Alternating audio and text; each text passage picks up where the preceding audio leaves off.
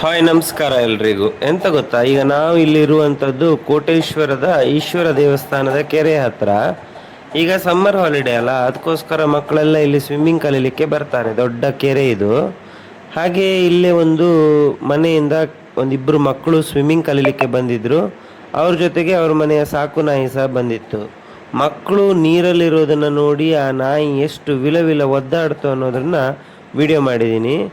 ನಿಜವಾಗಿಯೂ ಮಕ್ಕಳ ಮೇಲೆ ಇರುವಂತಹ ಕನ್ಸರ್ನ್ ಆ ನಾಯಿಗೆ ಎಷ್ಟಿದೆ ಅನ್ನೋದು ಗೊತ್ತಾಗ್ತದೆ. ವಿಡಿಯೋ ಸಂಪೂರ್ಣ ನೋಡಿ, ಚೆನ್ನಾಗಿದೆ. Thank you.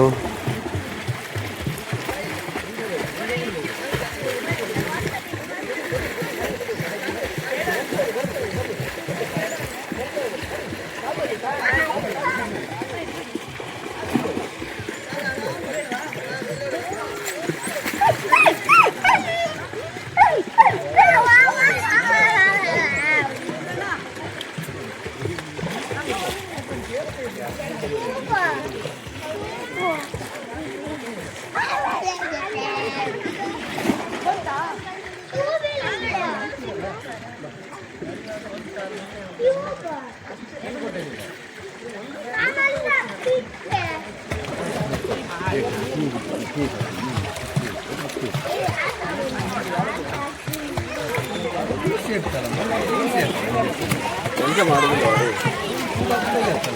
ಇಲ್ಲ ಎಂತ ಟಾಮಿಗೆ ಟಾಮಿ ಇಲ್ಲ ಹಾಗೆ ನೋಡಿ, ನಿಧಾನ ಮಾಡಿ.